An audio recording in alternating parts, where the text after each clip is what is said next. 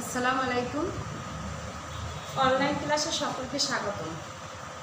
প্রিয় শিক্ষার্থীরা, আশা করি তোমরা ভালো আছেন। আজ আমরা নবম দশম শ্রেণীর বাংলা দ্বিতীয় পত্রের ভাষা সম্পর্কে জানব।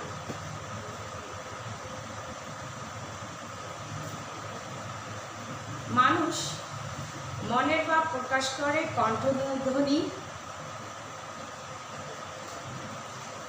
চোখ, হাত ইত্যাদি অঙ্গ প্রত্যঙ্গ দ্বারা। কণ্ঠধ্বনি থেকে যেভাবে মানুষের মনোভাব সম্পূর্ণ প্রকাশ করা যায় অন্য প্রত্যঙ্গ দ্বারা, তেমন ভাবে মনের ভাব প্রকাশ করা যায় না। তাহলে কণ্ঠধ্বনি কি? কণ্ঠধ্বনি হলো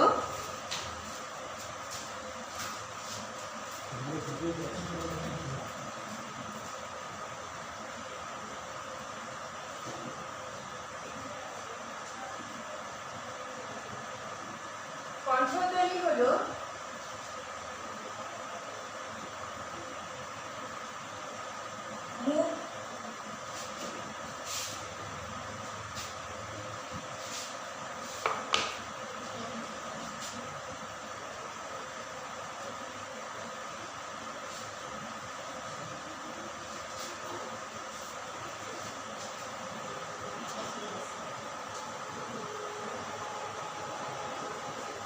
গহ্বর,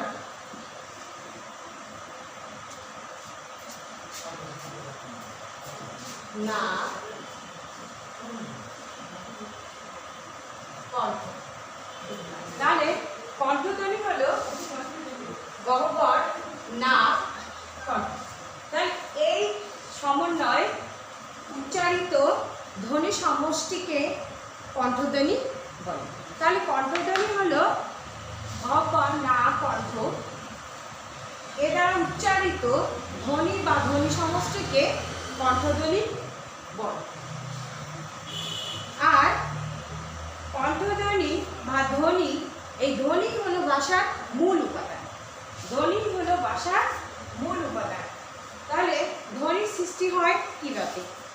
ধ্বনি সৃষ্টি হয় বাকযন্ত্রের দ্বারা। তাহলে বাকযন্ত্র কি? বাকযন্ত্র হলো গলনালী, কণ্ঠ, জিহ্বা,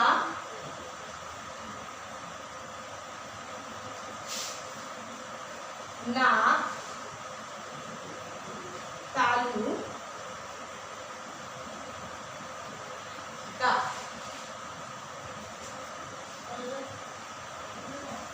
তাহলে গলনালী হলো বাকযন্ত্র হলো গলনালী, কণ্ঠ, জিহ্বা, নাক, তালু, দাঁত ইত্যাদি অঙ্গ প্রত্যঙ্গ দ্বারা উচ্চারিত, মানে এই সমষ্টিকে গলনালী, কণ্ঠ, জিহ্বা, নাক, তালু, দাঁত এই সমষ্টি, এই অঙ্গ প্রত্যঙ্গ সমষ্টিকে বাকযন্ত্র বলে। তাহলে ভাষা কি? ভাষা হলো এই বাকযন্ত্রের দ্বারা উচ্চারিত ধ্বনি সমষ্টি বা অর্থবোধক ধ্বনি সমষ্টি যখন মানুষের মনের ভাব প্রকাশ করে তখন তাকে ভাষা বলে। আমি আবার বলছি, বাকযন্ত্রের দ্বারা উচ্চারিত ধ্বনি বা ধ্বনি সমষ্টি যখন মানুষের মনের ভাব প্রকাশ করে তখন তাকে ভাষা বলে। ভাষা পরিবর্তনশীল। দেশ, কাল ও পরিবেশ ভেদে ভাষার পরিবর্তন ঘটে। বর্তমানে পৃথিবীতে ৩,৫০০ ভাষা প্রচলিত আছে।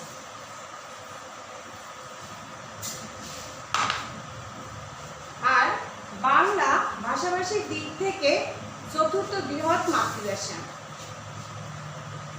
এই ভাষায় ৩০ কোটি মানুষ কথা বলে। বাংলা, ইংরেজি, আরবি ও ফার্সি সব ভাষারই দুটি রূপ আছে, একটা হলো মৌখিক, লিখে দিচ্ছি,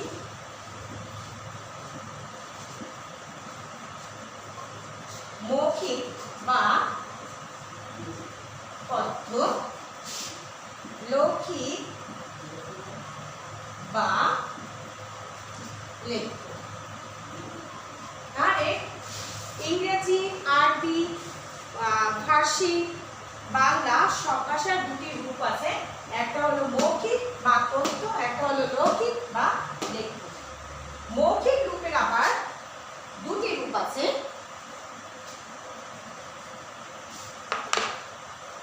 একটা হলো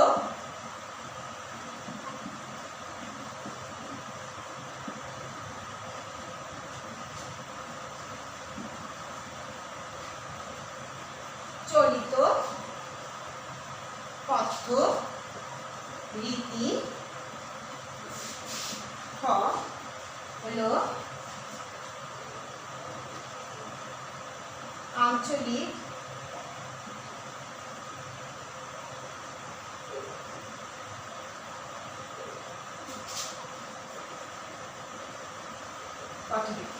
তাহলে এই মৌখিক রূপের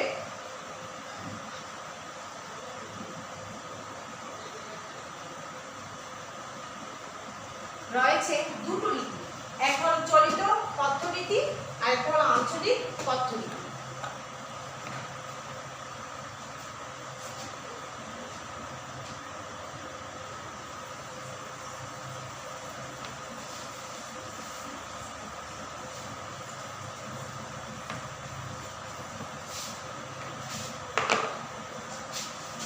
আর লৌকিক রূপের দুটি রীতি রয়েছে,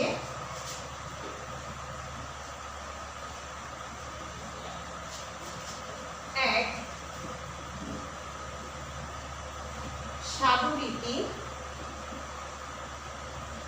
দুই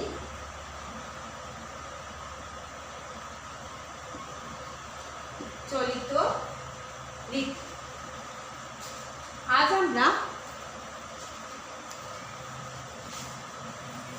আমরা সাধু রীতি ও চলিত রীতির পার্থক্য দেখব।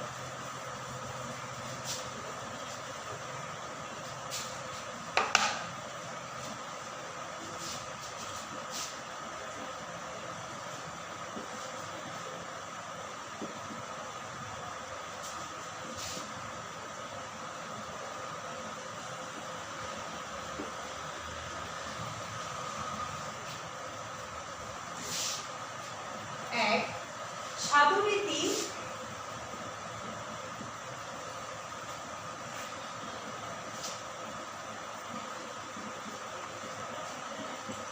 সুনির্দিষ্ট ব্যাকরণের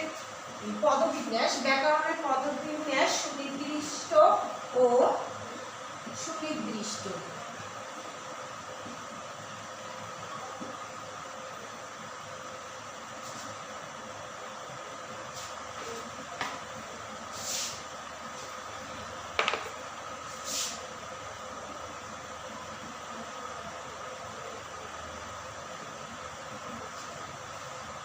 আর এটা চলিত রীতিটা পরিবর্তনশীল।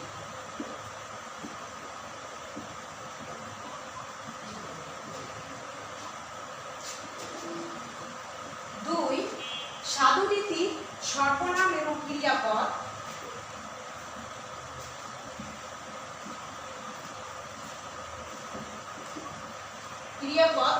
একটা সাধু রীতিতে সর্বনাম এবং ক্রিয়াপদ একটা গঠন পদ্ধতি মেনে চলে, আর চলিত রীতিতে এটা সংক্ষিপ্ত রূপে ব্যবহৃত হয় বা সহজতর।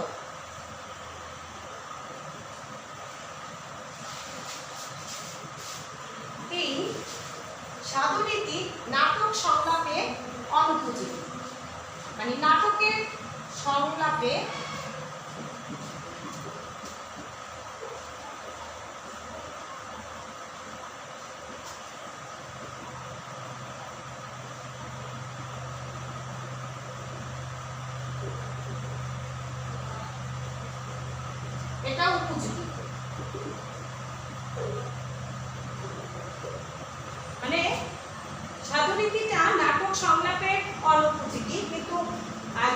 চলিতরীতি নাটকের সংলাপে উপযোগী। 4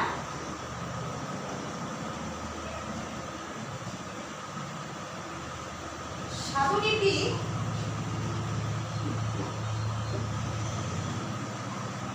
সাধুনীতিতে মানে তৎসম শব্দটা বেশি, তৎসম শব্দগুলো বেশি, আর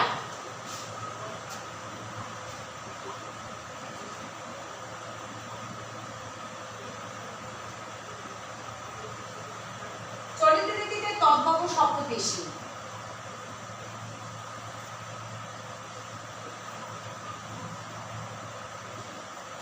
একটু খেয়াল করো, আমি আবার দেখিয়ে দিচ্ছি। সাধুনীতি এবং চলিতরীতির পার্থক্য আমরা দেখতে পাই। সাধুনীতি ব্যাকরণের নিয়ম পদ্ধতি সুনির্দিষ্ট এবং সুনির্দিষ্ট, চলিতরীতি পরিবর্তনশীল। সাধুনীতি সর্বনাম এবং ক্রিয়াপদ সংক্ষিপ্ত একটা গঠন পদ্ধতি মেনে চলে, আর চলিতরীতি এটা সংক্ষিপ্ত রূপে সর্বনাম এবং ক্রিয়াপদ সংক্ষিপ্ত রূপে বসে। সাধুনীতি নাটকের সংলাপে অনুপযোগী, কিন্তু চলিতরীতি নাটক সংলাপে উপযোগী। সাধুনীতি তৎসম শব্দ বেশি, চলিতরীতিতে তদ্ভব শব্দ বেশি। আজ আমরা শিখলাম ভাষা কাকে বলে।